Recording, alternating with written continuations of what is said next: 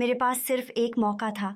जब मैं जवान हुई तो मेरी माँ कहती थी, रिया, तेरा सारा काया कयामत बनता जा रहा है, कुछ कर। और मैं कहती थी, क्या करूं? यूं तो दुनिया की सारी माएँ अपनी बेटियों को खूबसूरत बनाना चाहती हैं, लेकिन मेरी माँ मुझे बदसूरत बनाने के तरीके आजमाती रहती थी। मुझे जानबूझकर ढीले कपड़े पहनाती ताकि मैं मोटी लड़की नजर आऊं। मेरे बाल ऐसे बनाती कि एक पल को भी झुकाना मुश्किल हो जाए। यहाँ तक कि कभी कभी मेरे मुंह पर कोयला की कालिख भी मल देती थी। और कहीं आने जाने का तो सवाल ही पैदा नहीं होता था। मुझे उस वक्त उनकी इन हरकतों पर बहुत गुस्सा आता था, पर बाद में पता चला कि वो ठीक कर रही थी। अगर इसके साथ ही उस वक्त मेरी ज़िंदगी को भी ख़त्म कर देती तो शायद ये उनका मुंह पर सबसे बड़ा एहसान होता, क्योंकि मेरी सुंदरता ने मुझे कहीं का नहीं छोड़ा। ये मेरी कहानी है, जिसे सुनकर शायद आप मुझसे और नफ़रत करने पर मजबूर हो जाएं। मैं शाम को अपनी कोठरी में चुपचाप सो रही थी जब मुझे एक महिला जगाने आई और कहने लगी, चल मेरे साथ। मैंने उसकी मुंह देखी और मुझे बहुत गुस्सा आया, पर मैंने खुद पर काबू किया और प्यार से कहा, मैं जेल में हूँ और मुझसे काम करवाने का आपको हक है, लेकिन आधी रात को आप मुझे क्यों जगाने आई हैं? उसने कहा कि अभी तो सबसे ज़रूरी काम है। वो मुझे अपने साथ एक जगह ले गई जहाँ मुझे साफ सुथरा लिबास पहनाया गया, सेंट लगाई गई और फिर उसने मुझे एक कमरा के अंदर धक्का दे दिया। सामने का मंजर देखकर मैं हैरान रह गई। इंसान को सज़ा मिली हो, वो तो उसके अपने किए की ही मिलती है, लेकिन ये तो सज़ा के ऊपर सज़ा थी। मैं बाहर निकलना चाहती थी, लेकिन यहाँ से कोई रास्ता बाहर नहीं जाता था। सुबह मेरी आंख खुली तो मैं अपनी कोठरी में थी और मेरी साथी मेरे पास बैठी मेरे पांव दबा रही थी। मैंने कहा कि क्या हुआ है मुझे कुछ समझ नहीं आ रहा था। फील नहीं कर पा रही थी कि मेरे जिस्म के कौन से हिस्सों पर चोट लगा है। उसने कहा कि तुम्हें जो हुआ है वो तुम्हें धीरे धीरे समझ आ जाएगा और उसकी आदत भी हो जाएगी। परेशान नहीं होना, हम सब हैं तुम्हारे साथ। तब तक तुम ये चीज़ अपने पास रखो। उसने मेरी हाथ पर फिटकरी का एक टुकड़ा रख दिया और फिर उस फिटकरी के एक टुकड़े से मैंने अपनी किस्मत कैसे बदली, ये जानकर आप सब लोग हैरान रह जाएंगे। मैंने अजीत नामक व्यक्ति से मोहब्बत की थी। वो एक बहुत धनी आदमी था। उसके 5 भाई थे, 4 बहनें थीं और अरबों की जायदाद थी। हम दोनों को एक दूसरे से मोहब्बत हो गई। मुझे उसकी मोहब्बत से ज़्यादा और कुछ नहीं चाहिए था। मुझे धनी होने का कोई शौक़ नहीं था। मेरा नाम रानी है। मैं बहुत खूबसूरत थी। मैंने उससे कहा कि हम किसी जगह पर बड़ा सा घर बनाकर रह लेंगे, बस जहाँ हम दोनों हों। उसने कहा कि तुमने अरबों-पति शख्स से शादी की है और अब तुम बड़ा सा घर बनाना चाहती हो। क्या हो गया है तुम्हें?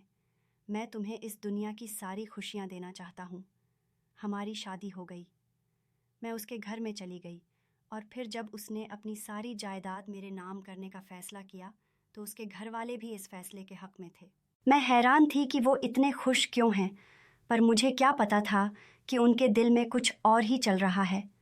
उन्होंने अजीत को इस दुनिया से रवाना कर दिया और इल्ज़ाम मेरे सिर पर लगा दिया कि ये सारी जायदाद की मालकिन बन गई है, इसीलिए इसने अपने पति को रास्ते से हटा दिया है।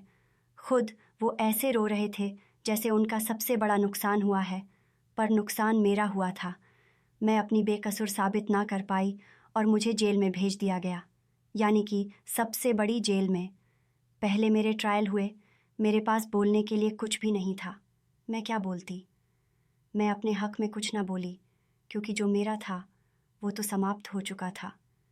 यहाँ पर आ गई और सोचा कि बाकी की ज़िंदगी इसी काल कोठरी में पड़े पड़े गुजार दूंगी। अब मेरे पास ना ही ज़िंदगी का कोई मकसद है और ना ही मेरा कोई इस दुनिया में है, क्योंकि मेरे पापा अम्मी तो पहले ही नहीं थे। बस एक अजीत था जिसे मैंने अपना सब कुछ समझ लिया था। मेरे दिन यहीं पर गुजरने लगे। मैं किसी से ज़्यादा बोलती नहीं थी, ज़्यादा बात नहीं करती थी। यहाँ मुझे काफ़ी सारी औरतें देखने को मिलीं, अजीबोगरीब किस्म की। कुछ देखने में बहुत ख़तरनाक, कुछ मेरी तरह बेकसूर, पर हम सभी अपनी सज़ा काट रहे थे। सब ने मुझे कहा कि तू बड़ी खूबसूरत है, कम उम्र है, इतनी कम उम्र में इतना बड़ा जुर्म कैसे कर लिया? मैंने कहा कि जुर्म तो मेरा यही था कि मैं प्यार कर बैठी थी। कुछ लोगों ने मुझसे हमदर्दी जताई और कुछ लोगों ने मुझे बातें सुनाई, यहाँ तक कि मुझ पर हाथ भी उठाया। यहाँ भी सबका एक जैसा हाल था, फिर भी कोई किसी का दर्द नहीं समझता था। सब एक दूसरे पर अपने अपने नसीब का गुस्सा निकालते थे। मेरी साथी का नाम रिया था। हम दोनों एक ही जेल में थीं। उसने कहा कि यहाँ पर तो बहुत कुछ होता है, तो तुम्हें बर्दाश्त करना होगा क्योंकि यह जेल है, स्वर्ग नहीं। मैंने कहा कि हमारे लिए तो हमारे अपने घर भी स्वर्ग नहीं होते। अपने घरों में भी हम पर बुरी बुरी आफतें तोड़ दी जाती हैं, तो फिर यह तो जेल है। मुझे किसी से कोई उम्मीद नहीं है। लेकिन मुझे क्या पता था कि उसकी बात का मतलब कुछ और ही था। हम लोगों को दिन में बाहर छोड़ दिया जाता था, यानी कि एक बहुत बड़ी चारदीवारी थी, उसके अंदर हम लोग फिर सकते थे, काम वाम करते थे, खाना बनाते थे, सब्जियां काटते थे, सलाद बनाते थे, जेल को साफ़ करते थे, कपड़े भी धोते थे। उसके बाद जब शाम होने लगती तो हमें कैद कर दिया जाता था। आज मैं सारे काम वाम ख़त्म करके बहुत थक गई थी और जाकर अपने बिस्तर पर लेट गई थी। थोड़ी देर के बाद मुझे जेल का दरवाज़ा खुलने की आवाज़ आई। मुझे इतनी सख्त नींद आ रही थी कि मैंने आवाज़ तो सुनी, पर मुझसे उठा नहीं जा रहा था। लेकिन थोड़ी देर के बाद ही एक पुलिस वाली औरत मेरे पैर के पास बैठी मुझे जगाने लगी। मैंने कहा कि क्या बात है, क्या काम है आपको? उसने कहा कि तुम्हें मेरे साथ आना होगा, बड़ा महत्वपूर्ण काम है। मैंने कहा कि क्यों, क्या मेरी मिलने आई है? पर मेरा तो इस दुनिया में कोई नहीं है। उसने कहा कि मिलने इस समय नहीं आती, बस तुम ये समझो कि है मिलने ही, लेकिन तुम्हें इससे बहुत फ़ायदा होगा। मैंने कहा कि क्या मतलब? वो मुझे अपने साथ ले जाने लगी। उसने कहा कि ज़्यादा सवाल मत करो, जितना कम बोलोगी उतना तुम्हारे लिए अच्छा होगा, और मुझे एक कमरे में ले गई। ये तो किसी का ऑफिस लगता था, शायद यहाँ की सुपरिंटेंडेंट का कमरा था, लेकिन वो वहाँ मौजूद नहीं थी। उस महिला ने कहा कि ये कपड़े पकड़ो और पहन लो। मैंने उन कपड़ों को देखा। ये कपड़े तो बहुत खूबसूरत थे, रंगों से सजे हुए। मैंने कहा कि ये कपड़े मुझे इस समय क्यों पहनने को कह रही हो, क्या करना है? मैंने कपड़े पहनकर कहा। उसने कहा कि तुम मेरे सब्र का इम्तिहान मत लो। मैं तुम्हें कब से कह रही हूँ कि ज़्यादा सवाल मत करो। जाओ, बाथरूम में मुँह हाथ भी धो लेना और ज़रा अपने आप को साफ़ सुथरा भी कर लेना। ये कपड़े भी पहन लेना जो मैं कह रही हूँ, वैसा करो, इसी में तुम्हारा फ़ायदा है। मुझे उसकी कोई बात समझ नहीं आ रही थी, लेकिन मैं बाथरूम में गई। मैंने मुँह हाथ धोया, कपड़े बदले। उसने मुझे लगाने के लिए लिपस्टिक भी दी। मैंने कहा कि आखिर ये हो क्या रहा है? अब उसने मेरे मुंह पे थप्पड़ दे मारा और मैं हैरान रह गई। ये जेल थी, यहाँ पे कोई आपको प्यार से कुछ समझाने वाला नहीं था। अगर आप ज़्यादा सवाल करते तो यही होना था। अब तो मैं खामोश हो गई। वह मुझे सज़ा संवार के एक दूसरे कमरे में ले गई। ये कमरा भी किसी के ऑफिस जैसा ही लग रहा था, लेकिन यह थोड़ा दूर था और इधर भी कोई मौजूद नहीं था। वह मुझे वहाँ पर छोड़ के खुद चली गई। मैं थोड़ी देर कुर्सी पे बैठी रही, इधर उधर देखती रही। फिर मुझे लगा कि इस कमरे में तो कोई आ ही नहीं रहा और मुझे यहाँ पर क्यों बिठाया है। मैं दरवाजे के पास गई कि यहाँ से निकल सकूँ, तो हैरान रह गई। दरवाज़ा तो बाहर से बंद था और इस कमरे के अंदर ही एक और दरवाज़ा था, जिसे मैं कब से बाथरूम समझ रही थी, लेकिन वह किसी और कमरे का दरवाज़ा था। वहाँ से एक शख्स इस कमरे में दाखिल हुआ और मुझे देखकर मेरी तारीफ़ करने लगा। मैं कोई छोटी कमसिन लड़की नहीं थी। मुझे समझ आ गया कि यहाँ पर क्या हो रहा है, लेकिन तब तक बहुत देर हो चुकी थी। सुबह हुई तो मैं अपनी कोठरी में थी और मेरी हालत बहुत बुरी थी। पहले तो मुझे अजीब सा महसूस हो रहा था, आँख ही नहीं खुल रही थी। ऐसा लगता था कि आधी नींद में हूँ, आधी जाग रही हूँ। फिर मेरी आँखों के सामने मंजर साफ हुआ तो रानी मेरे पास बैठी मेरी पैर दबा रही थी और एक और महिला भी वहाँ पर मौजूद थी। ये वह समय था जिसमें हमें खोल दिया जाता था, इसलिए कोई भी अंदर आ सकता था। मैंने कहा कि क्या हुआ है मेरे साथ, मुझे कुछ याद नहीं आ रहा। उसने कहा कि चुप हो जाओ, बस खामोश रहो, जो हुआ है उसे याद मत करो। एक और औरत तो सिर पकड़े बैठी थी। उसने कहा कि तुझे क्या पड़ी थी अपने साथ ये सब करने की, कि तू इस जेल में आ गई। अपनी शक्ल देख, कितनी खूबसूरत है तू, और जो जितना खूबसूरत होता है ना, वो उतना बदनसीब होता है। अब हम सब भी तुझे मिल के बचा नहीं सकते, बस तुझे देख के अफसोस ही होगा। नहीं करना था ना वह सब कुछ, क्यों अपने पति की जान ले ली? अरे पति जैसा भी हो, वह पति होता है, चाहे वह आपको जानवरों की तरह भी दे, लेकिन अगर वह आपके साथ चल रहा हो तो कोई और आपका कुछ नहीं बिगाड़ सकता। और तूने जो करना ही सही समाप्त कर दिया। क्या ज़रूरत थी तुझे यह सब करने की? अरे ऐसा भी क्या होता है कि एक महिला के घर तक चली जाए? एक महिला को इज्जत तक जाने की इजाज़त तो भगवान भी नहीं देता। मैंने चिल्लाकर कहा कि मैंने ऐसा कुछ नहीं किया, और जब मैं चिल्लाई तो मुझे मेरे पूरे वजूद में दर्द महसूस होने लगे। मैं दर्द से चिल्लाने लगी तो उस महिला ने मेरी हाथ पे फिटकरी का एक टुकड़ा रख दिया। मैंने कहा कि ये क्या है? उसने कहा कि ये काम आएगा, तेरे ज़ख्मों के लिए है। इससे ज़ख्मों को धो तो ज़ख्म खराब नहीं होते, दर्द खत्म हो जाता है, कोई पीप वगैरह नहीं पड़ती, इन्फेक्शन नहीं होता। इसीलिए हम सब अपने पास एक एक फिटकरी का टुकड़ा रखते हैं। ये तेरा वाला है, ये जल्दी इस्तेमाल नहीं होता, इसको जितना इस्तेमाल करो ये चलता रहता है। जब ख़त्म हो जाए तो मुझे बताना, मैं तुझे और दे दूँगी। अचानक से मेरे दिमाग में कुछ मंजर घूमने लगे और मैं फूट फूट के रोने लगी। उन्होंने कहा कि दुनिया बड़ी जालिम है, तू ये सब कुछ समझ ही गई होगी।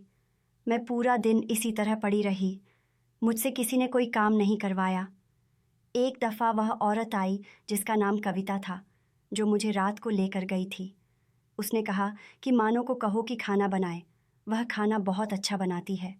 तो रानी ने कहा कि खाना इसी ने बनाया है, अभी खाना बनाकर गई है और आराम कर रही है। उसने कहा कि आराम करने नहीं आए हो तुम लोग यहाँ पे, उसे कहो कि और कोई काम देख ले। दरअसल मैंने सुबह से कोई काम नहीं किया था। ये लोग मेरी हिफाजत कर रही थीं, मेरे लिए झूठ बोल रही थीं ताकि मैं आराम कर सकूं। मैं उस फिटकरी के टुकड़े को हाथ में दबाए लेटी हुई कोठरी की छत को देख रही थी। मुझे अजीत की बहुत याद आ रही थी। वह मेरा मुहाफ़िज़ था, मेरा हमसफ़र था, मेरा दोस्त था। हम लोग एक साथ पढ़ते थे। अगर आज वह मेरे साथ होता तो इस दुनिया की जुर्रत के ये मेरे साथ इतना बुरा करती। लेकिन वह तो इस दुनिया से चला गया, उसे तो उसके अपनों ने इस दुनिया से भेज दिया और मुझ पे इतना बड़ा इल्ज़ाम लगा दिया। अगर हम किसी से प्यार करें तो क्या हम उसके साथ इतना बुरा कर सकते हैं? नहीं, नहीं, हम तो उसकी एक नाराज़गी से भी डरते हैं, तो फिर उसकी ज़िंदगी ख़त्म करना तो बहुत दूर की बात है। मैं ये सोच भी कैसे सकती थी? मुझे अजीत की बहुत याद आ रही थी। मैं बार बार रो रही थी, बार बार उसका नाम ले रही थी, उसे ऐसे बुला रही थी जैसे वह ज़िंदा है और जैसे अभी यहाँ पर आके मुझे बचा लेगा और सब कुछ ठीक हो जाएगा। लेकिन अब वह कहाँ से आता? खुशियों की मुद्दत बड़ी कम होती है, बहुत कम वक्त के लिए आपकी ज़िंदगी में आती है, लेकिन दुख कम वक्त बड़े लंबे अरसे के लिए आपकी ज़िंदगी में आते हैं और इतनी आसानी से आपका पीछा नहीं छोड़ते हैं। मेरे साथ भी यही हो रहा था। मुझे लगा था कि मेरी किस्मत सिर्फ़ एक ही दफ़ा बुरी होगी, लेकिन जैसा उस औरत ने कहा, मैं खूबसूरत थी, इसलिए मेरी किस्मत बार बार बुरी हो रही थी और मैं कुछ भी नहीं कर पा रही थी। अगर आवाज़ उठाती तो आवाज़ को दबा दिया जाता था। रानी ने मुझे बताया, तुझसे पहले यहाँ एक और लड़की भी थी जो तेरी तरह बहुत ज़्यादा प्यारी थी और उसके साथ भी वही हो रहा था जो तेरे साथ हो रहा है। मैंने पूछा कि फिर वह कहाँ गई? क्या उसे आज़ादी मिल गई? रानी ने कहा, यहाँ से किसी को आज़ादी नहीं मिलती, उसे भी आज़ादी नहीं मिली। एक दिन वह बहुत बुरी तरह परेशान हो गई और उस बड़ी वाली बिल्डिंग है ना सामने, उसके ऊपर चढ़कर उसने नीचे छलांग मार दी, यानी कि उसने आत्महत्या कर ली और वह आज़ाद हो गई। उसकी तकलीफ़ें ख़त्म हो गई। मैंने कहा, रानी, तुझे क्या लगता है कि जब तक इंसान मरता नहीं है उसकी तकलीफ़ें ख़त्म नहीं होती? वह कहने लगी, हाँ, मुझे तो यही लगता है। मैं उसकी तरफ हैरान होकर देख रही थी और कुछ सोच रही थी। फिर मुझे वह आदमी याद आया जिसकी वजह से ये सब हो रहा था। वह इस पूरी जेल का हेड था, एक लंबे कद का आदमी था। शक्ल से ही ऐसा लगता था कि ना जाने कितने लोगों की बद्दुआएं ले चुका है। मैंने रानी से पूछा कि ये सब कब से चल रहा है? उसने कहा, बहुत अरसे से। यहाँ पर जो भी खूबसूरत लड़की आती है उसके साथ ही सब कुछ होता है। ये शख्स इस जेल का जल्लाद बना हुआ है। इसके दो ही शौक़ हैं, एक का तो तुम्हें पता है और दूसरा इससे खाने का बहुत शौक़ है। और तुम इतना अच्छा खाना बनाती हो, इसीलिए तुम्हें खाने के काम में भी डाला है। तुम एक काम करो, तुम खाना अच्छा नहीं बनाया करो ताकि तुमसे ये काम तो न करवाएं। तुम्हारे हाथ का बनाया हुआ खाना इसको बहुत पसंद है, इसीलिए तो तुमसे ही काम करवाते हैं। मैं खामोश हो गई। उसने कहा, मुझे तुम्हारी समझ नहीं आती। तुम दुख में हो, परेशानी में हो, कुछ सोच रही हो। तुम्हारे चेहरे से कुछ पता नहीं चलता। ऐसा लगता है तुम्हारे अंदर कोई जज्बात ही नहीं है। मैंने कहा, अब मेरे अंदर वाकई कोई जज्बात नहीं है, सिवाय एक जज्बात के जिसकी तकलीफ़ मैं ज़रूर करूँगी। रानी ने कहा, क्या मतलब? मुझे तुम्हारी समझ नहीं आ रही। मैंने कहा, बताऊँगी तुम्हें। और मुझे खाना बनाने में कोई मसला नहीं है। खाना बनाने से मेरा थोड़ा दिन गुजर जाता है, वरना दिमाग में उल्टी सीधी सोचें आती रहती हैं। उसने कहा, हाँ ये तो है, इंसान काम में लग के अपने दुख के बारे में भूल जाता है। मैंने रानी से पूछा कि वो यहाँ पर क्यों आई। उसने कहा, मैंने अपने देवर को इस दुनिया से रुखसत करवा दिया था क्योंकि उसने मेरे साथ बुरा किया था। मैं तो गुनाह करके आई हूँ, इसीलिए सज़ा काट रही हूँ, लेकिन तू तो बेकसूर है और ऐसा कोई नहीं है जो दोबारा से तेरा केस रीओपन करवाए और तुझे यहाँ से निकाले।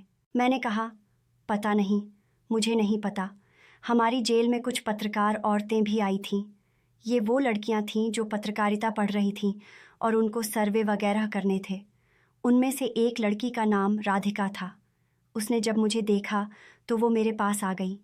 मुझे कहने लगी कि मुझे आपकी कहानी सुननी है। मैंने उसे कहा, मैं तुम्हें अपनी कहानी तो सुना दूँ, लेकिन अभी मेरी कहानी अधूरी है। जब मैं अपनी कहानी पूरी कर लूँगी तब मेरी कहानी ज़रूर सुनना और लोगों को भी बताना। उसने कहा, क्या मतलब? मैंने कहा, तुम दोबारा आओगी? उसने कहा, हाँ, शायद हमारा दोबारा चक्कर लगे। मैंने कहा, तब तक मैं अपनी कहानी को पूरा कर लूँगी, फिर तुम्हें सुना दूँगी। वह बड़ी हैरान हुई और वहाँ से चली गई। मैं इस जुल्म को रोकना चाहती थी जो मेरे साथ हो रहा था और मुझसे पहले बहुत सी महिलाओं के साथ हो चुका था। मैं इस सब को समाप्त करना चाहती थी, लेकिन मैं कैसे समाप्त करती? हम लोग जब काम करते थे तो हमें सब्ज़ी काटने के लिए कुछ औजार वगैरह दिए जाते थे, लेकिन उसके बाद वो हमसे ले लिए जाते थे। हम पर गहरी नज़र रखी जाती थी। मुझे रानी ने एक महिला के बारे में बताया था जिसने बगावत करने की कोशिश की थी। उसके साथ बहुत बुरा हुआ था। अभी भी सब उसको याद करते हैं। तुम जो इस तरह खामोश बैठी रहती हो, कभी कभी मुझे लगता है कि तुम्हारे दिमाग में भी इस तरह की बातें आती हैं, पर ऐसा कुछ भी करने के बारे में सोचना नहीं। हम लोग बहुत बेबस हैं, मजबूर हैं। मैंने कहा, हाँ, मेरे पास भी हैं, मजबूर भी।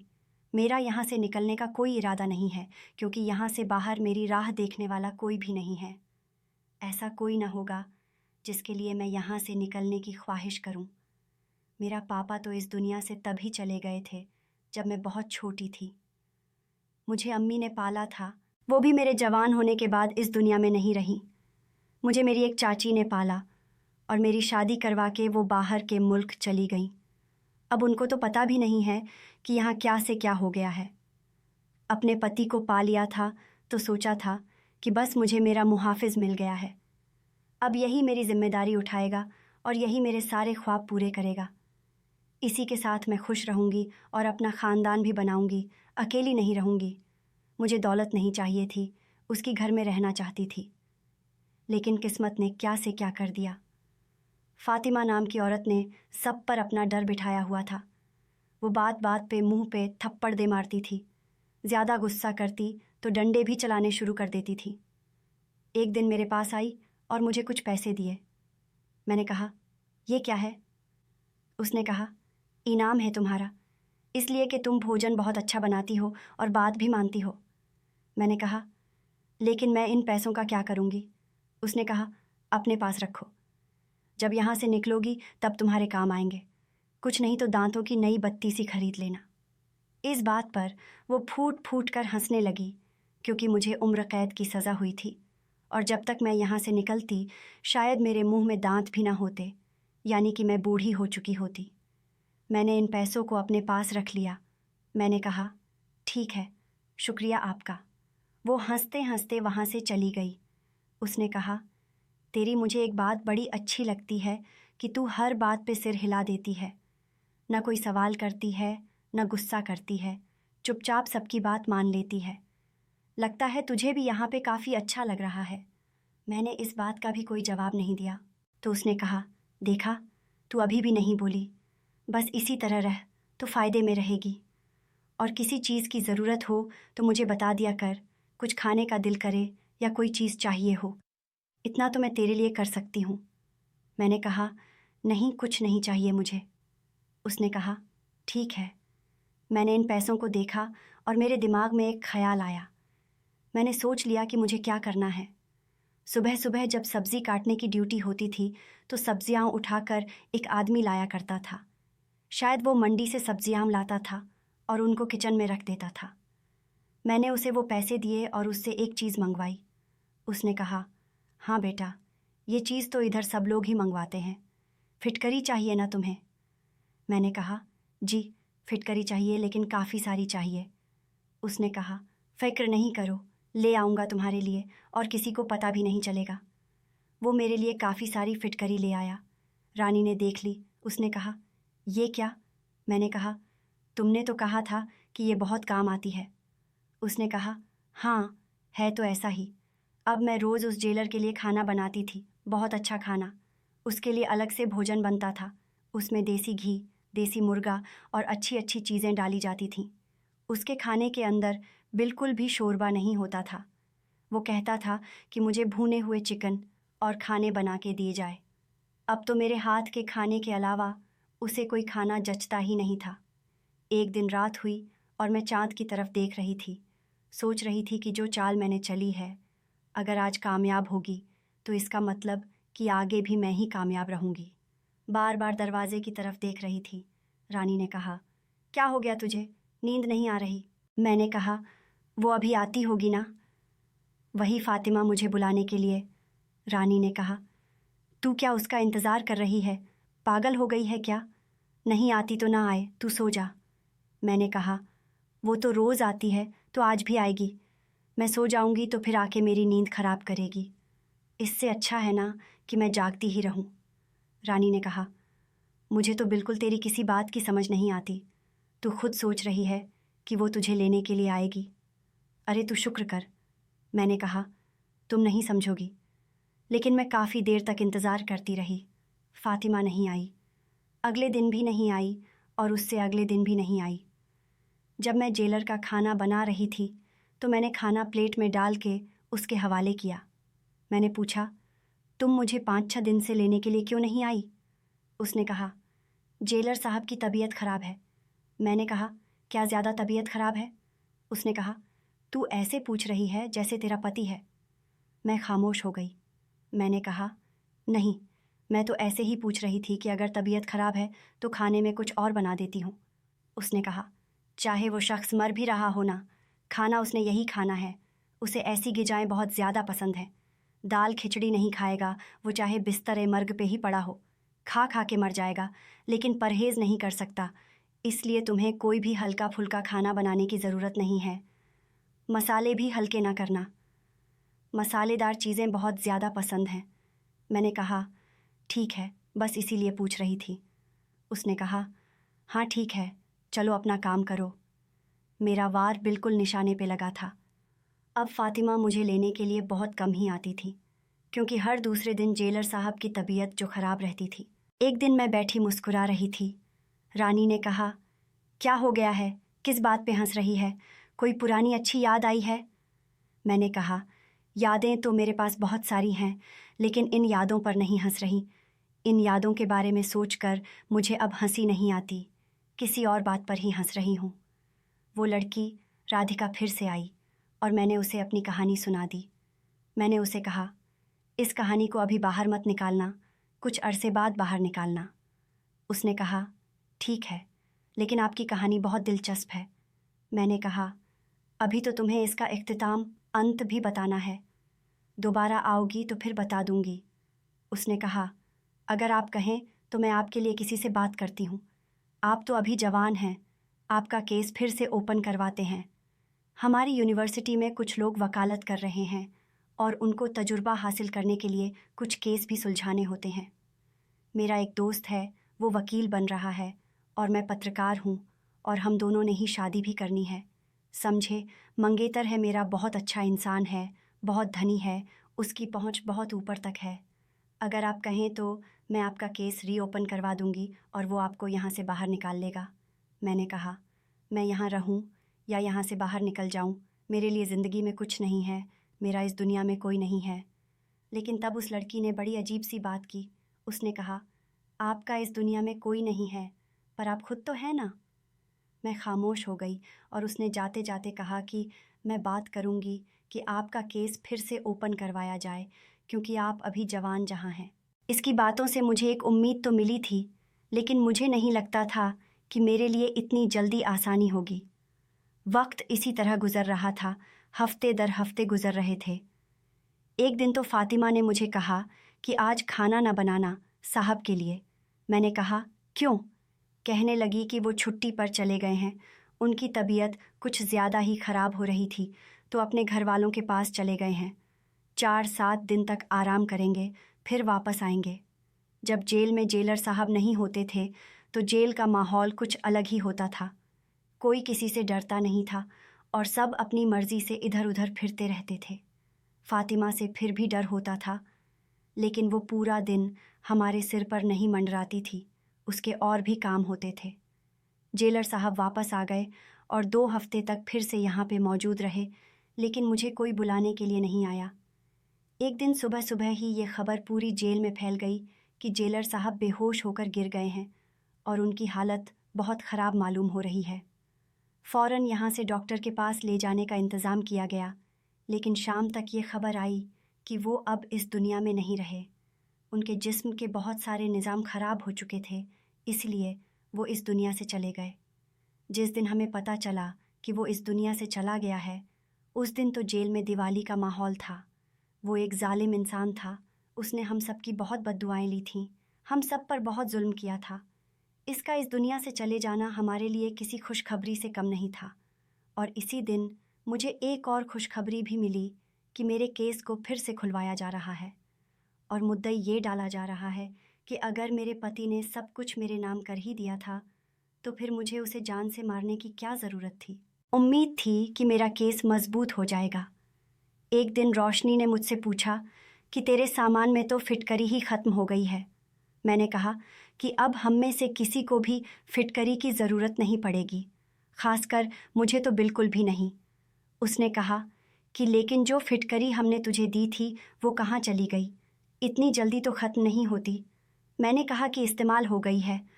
उसने मुझे अजीब नज़रों से देखा और कहा कि कहीं तूने तो।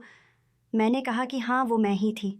मैं ही उस जेलर का खाना बनाती थी और रोज़ाना उस खाने के अंदर फिटकरी को मिला देती थी। फिटकरी हमारे चोट को ख़राब होने से बचाती है, एंटीसेप्टिक होती है, लेकिन अगर आप उसे ज़्यादा मात्रा में और रोज़ खाएं तो आपके लिए जानलेवा भी साबित हो सकती है। रानी ने अपने मुंह पे हाथ रख लिया और उसने कहा कि तू तो बड़ी ख़तरनाक निकली। मैंने कहा कि और क्या, जुल्म सहती रही। वो खामोश हो गई। उसने कहा कि मेरे साथ ये राज हमेशा मेरे दिल में रहेगा, लेकिन अगर किसी को पता चल गया तो। मैंने कहा कि कभी किसी को पता नहीं चलेगा, पता चलना होता तो अभी तक पता चल जाता। अब मेरा केस चल रहा है, राधिका मुझसे रोज़ मिलने के लिए आती है। उसे भी मैंने ये सब कुछ बताया है। वो बहुत हैरान होती है, लेकिन मेरी तारीफ़ भी करती है। कहती है कि जुल्म को ख़त्म करने के लिए किसी न किसी को तो कदम उठाना ही पड़ता है। आपने बहुत अच्छा किया। मुझे रोज़ उम्मीद दिलाती है कि शायद मैं इस जेल से निकल जाऊंगी, लेकिन अगर नहीं भी निकली तो इस बात की तसल्ली रहेगी कि मुझ पर और बहुत से लोगों पर जुल्म करने वाले को मैंने उसके अंजाम तक पहुंचा दिया। आप लोग भी बताएं कि क्या मैंने ठीक किया। दोस्तों, उम्मीद करती हूँ आपको हमारी कहानी पसंद आई होगी। कहानी पसंद आई है तो वीडियो को लाइक करें, चैनल पर नए हैं तो चैनल को सब्सक्राइब करें और हाँ, नोटिफिकेशन बेल को ज़रूर दबाएं ताकि अगली अपडेट सबसे पहले आपको मिले।